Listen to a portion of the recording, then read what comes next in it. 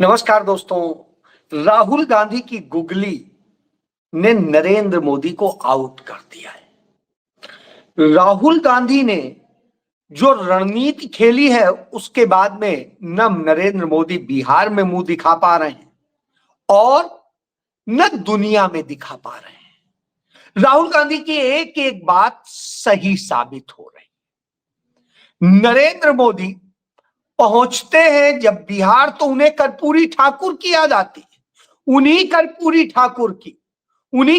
ठाकुर को वो भारत रत्न देते हैं, जिनकी सरकार गिराने का श्रेय नरेंद्र मोदी की आरएसएस को जाता है, बीजेपी को जाता है।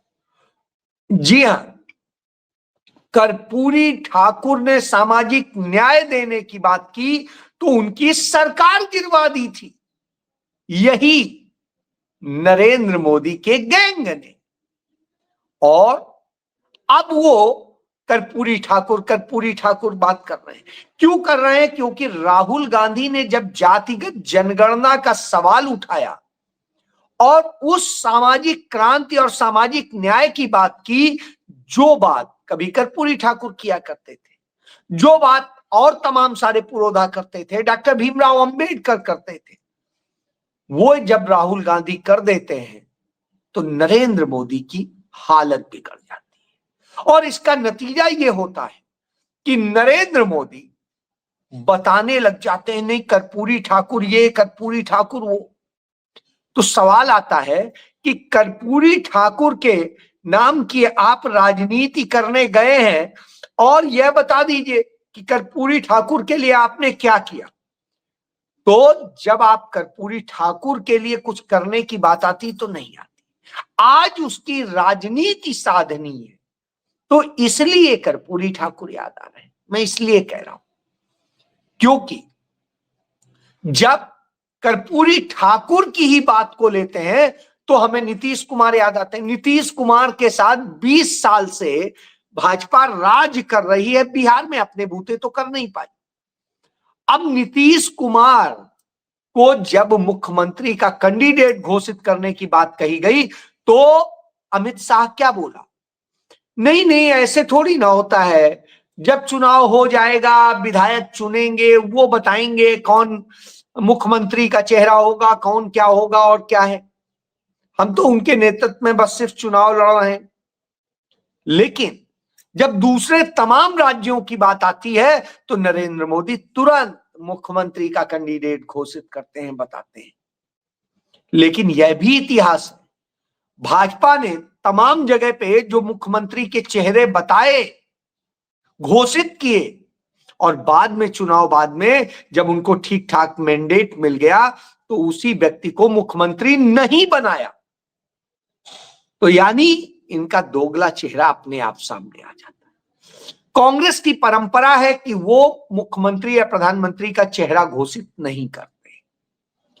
लेकिन जब यह कंफ्यूजन और सब कुछ क्रिएट हुआ तो राहुल गांधी ने एक नई चाल चली कि तुम्हारे अंदर तो हिम्मत नहीं है नीतीश कुमार को चेहरा घोषित करने की, लेकिन मेरे अंदर है।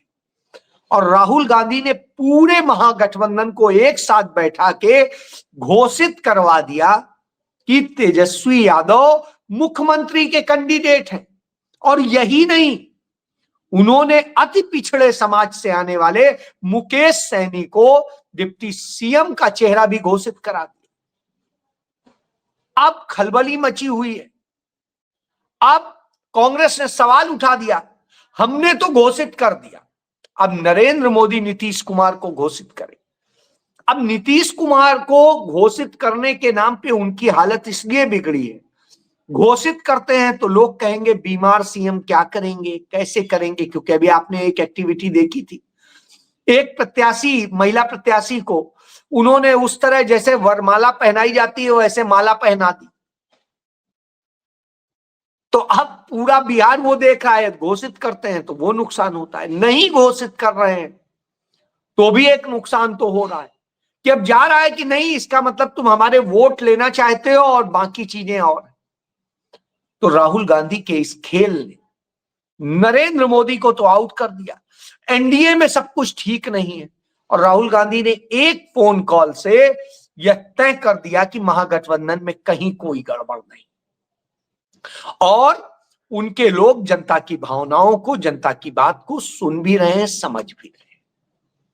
कई चीजों से हमें भी आपत्ति हो सकती, लेकिन वास्तव में यदि बृहद उसमें देखेंगे तो बिहार के हित में राहुल गांधी की ही राजनीति नजर आती है। यही नरेंद्र मोदी की घबराहट है।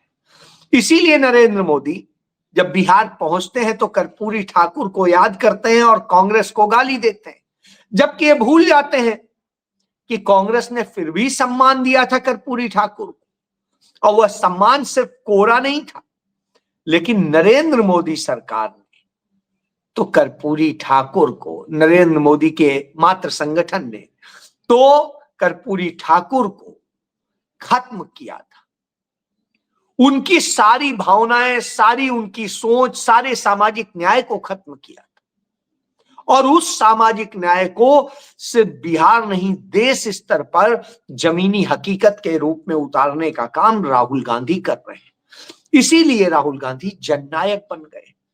लेकिन राहुल गांधी सिर्फ जननायक नहीं है, राहुल गांधी इस देश के, भारत के नेता प्रतिपक्ष भी हैं, और वो वैश्विक राजनीति और कूटनीति में भी दखल रखते हैं।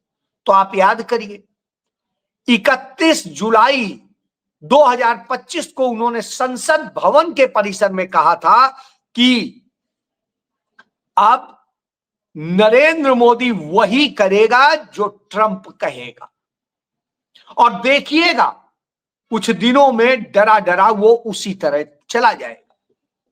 क्योंकि आखिर में नरेंद्र मोदी एक कायर और डरपोक प्रधानमंत्री, और जब राहुल गांधी ये बताते हैं कि कैसे क्यों है, ये डर क्यों है, सब कुछ क्यों है, क्योंकि वो अडानी के लिए सब कुछ कर रहा है, अडानी को सौंप देने के लिए हर खेल हो रहा है। साहब, जब ये सब खेल हो रहा हो तो घबराहट होना निश्चित रूप से तय है। तो वही घबराहट है, और इसी का नतीजा है कि अभी जब दीपावली पे, इस दीपावली के पर्व पर विश किया डोनाल्ड ट्रंप ने, तो साफ साफ कह दिया रूस से तेल खरीदना कम करो। तो नरेंद्र मोदी ने तुरंत वायदा किया, जी हुजूर, हम धीरे धीरे कम कर रहे हैं, थोड़ा सा वक्त और दे दीजिए। और नतीजा ये हुआ, रिलायंस समूह ने रूस से तेल लेना बिल्कुल ना के बराबर कर दिया। इसी तरीके से तमाम जगह जो है धीरे धीरे रसिया से तेल खरीदना कम कर दिया गया। अब इसकी कोई बात नहीं कर रहा है कि रसिया से तेल ना खरीदने या खरीदने से भारत को क्या फायदा है, क्योंकि ये तेल खरीदने से भारत को कभी कोई लाभ नहीं। इससे मुनाफा उन्हीं अडानी अंबानी जैसे कुछ पूंजीपतियों को हुआ जो यहां वहां से सस्ता तेल खरीदते हैं और आकर के यहां बेच देते। तो इस खेल का नतीजा यह हो गया। तो अब आप समझ लीजिए, तो वो सरेंडर मुद्रा भी आ गई। तो राहुल गांधी ने 31 जुलाई को यह घोषणा की थी, और वो देखिए आपके सामने दिखाई दे गई। अभी यही नहीं, राहुल गांधी ने बताया था किस तरह से इस देश को अडानी अंबानी को सौंप दिया गया है, तो उसका भी डेटा सामने आ जाता है। और वो जो डेटा सामने आता है वह भी बता देता है कि किस तरह से नरेंद्र मोदी ने भारत को गिरवी रख दिया है। और उसका सबूत यह है कि 2000 जब 14 था, उसमें अडानी की, मैं आपको पूरा ये दिखाता हूं, ये है पूरा फिगर। तो इसमें यह है कि अंबानी का जो है 150 लाख करोड़ का एसेट होता था। आज वो अंबानी का नरेंद्र मोदी के शासनकाल, सोचिए 1947 से लेके जब से उन्होंने कारोबार शुरू किया था 2014 तक 150 लाख करोड़ का था, और नरेंद्र मोदी के सिर्फ शासनकाल में हो गया 950 लाख, सॉरी 9.5 लाख करोड़ रुपया। जो 1.5 लाख करोड़ था वो हो गया 9.5 लाख करोड़ का एसेट। इसी तरह अडानी का जो 57,000 करोड़ का था वो हो गया 9,30,000 रुपए का एसेट। अब आप सोचिए, लेकिन वहीं दूसरी तरफ जो गरीब गुरबा है, भुखमरी का शिकार है, उसकी स्थिति 2014 में पूरी दुनिया में भारत 55 नंबर पर था हंगर इंडेक्स में, भुखमरी में, और आज वही भारत 102 नंबर पर आ चुका है। यानी भारत इतना बड़ा भूखमरा देश बन चुका है। यानी गरीब का, पिछड़े का, सबका पैसा छीनो और ले जाकर के अडानी अंबानी की झोली में डाल। 1-1.5 लाख करोड़ से 9.5 लाख करोड़ हो जाता है इन 70 सालों में, और एक जो है 57,000 करोड़ से करीब करीब 9.5 लाख करोड़ का हो जाता है। तो अब आप समझ लीजिए, इस तरह से दिन दूना रात चौगुना बढ़ रही है। और कुछ दिन और रुक जाइए, और भी बहुत कुछ होने वाला है, अभी बहुत सारा चल रहा है। ये तो मैं पुराना डेटा बता रहा हूं, फाइनेंशियल ईयर के समय का, अभी बहुत सारा कुछ दे दिया गया है उसके बाद।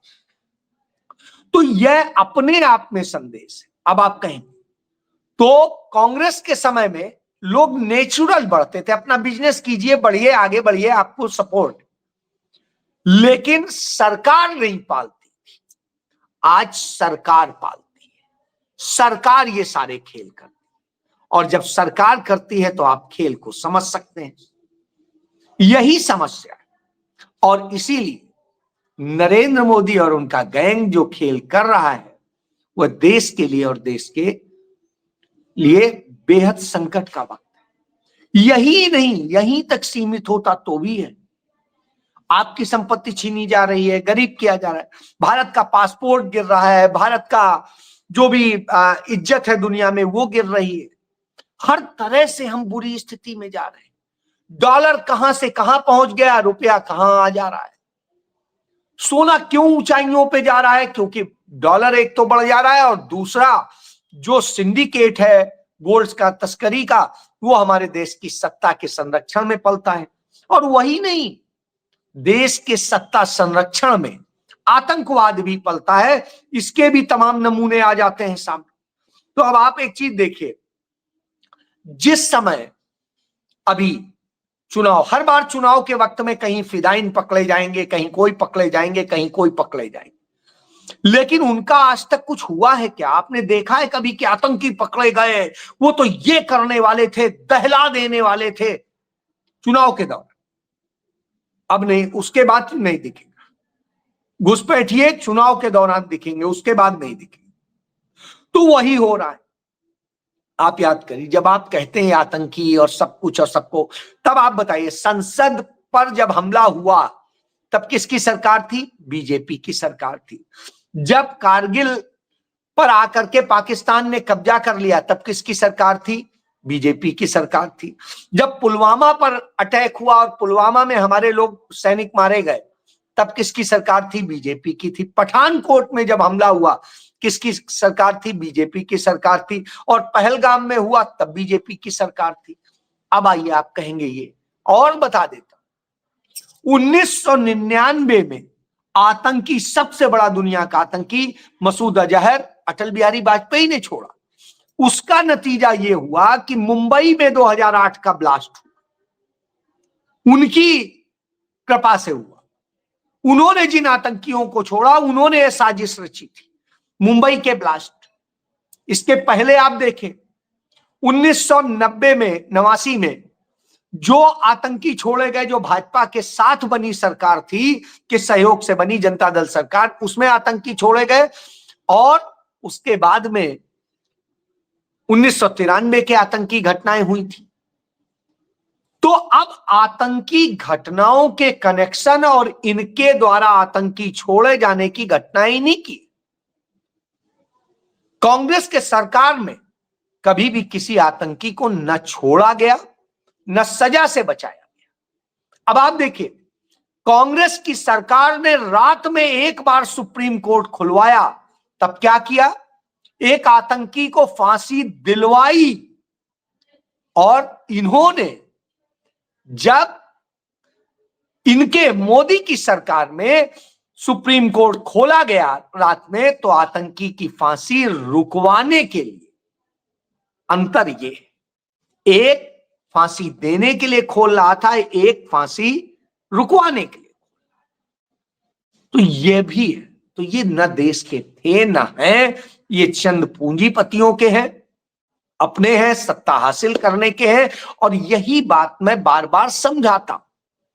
आप अपने बच्चों का एक भविष्य बचाना चाहते हैं तो हिंदू मुस्लिम की नफरत से बाहर निकल के आपको जनता के मुद्दों पे आना पड़ेगा और जनता के लिए लड़ना पड़ेगा।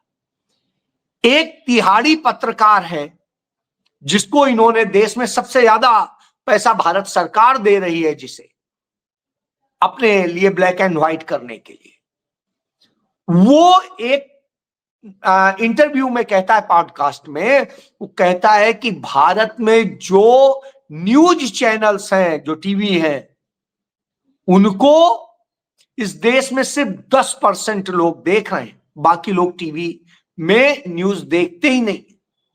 देखते हैं तो इंटरटेनमेंट का देखेंगे, न्यूज नहीं देखेंगे। क्यों? क्योंकि न्यूज में सिर्फ फ्रॉड ही तो है, एक ही चीज चल रही है, एक ही नफरत चल रही है, एक ही एजेंडा चल रहा है। वो शख्स कह रहा है जिसको ये सबसे ज्यादा वो स्वीकार कर ले रहा है, जिसे ये संरक्षण देते, जिसको ये भारी भरकम पैसा देते हैं, जिसे गोदी मीडिया कहा जाता है। तो अब आप समझ लीजिए, अब गोदी मीडिया को भी अपना भविष्य खतरे में नजर आने लगा है, इसलिए वो भी हाथ जोड़ रहा है कि बब बचा लो। और इसका एक उदाहरण देता हूं, एक पीयूष पांडे मर गया। ये पीयूष पांडे था कौन, ये जानना जरूरी है। ये वही पीयूष पांडे था जिसने दिया था अब की बार मोदी सरकार।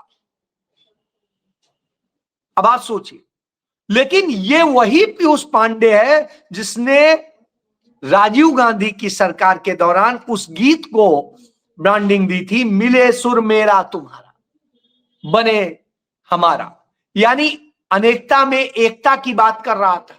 लेकिन इनकी सरकार आते आते वो इतने नफरत में आ गया कि अब की बार मोदी सरकार, और बर्बादी हुई, आज वो मर गया। तो इसी तरह से इनके नैरेटिव भी मर रहे हैं।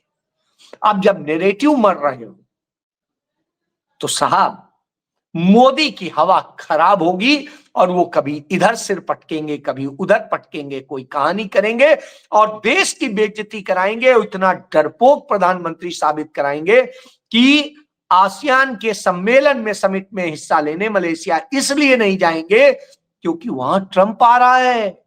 ट्रंप सामने आएगा तो वो कुछ भी सुना देगा। इस डर से नहीं जा रहे हैं। इसके पहले भी 2 सम्मेलन ऐसे हुए जिनमें मोदी गए और ट्रंप के आने के पहले भाग खड़े हुए। तो यह सत्य है, इसे हमें आपको जानने की जरूरत है।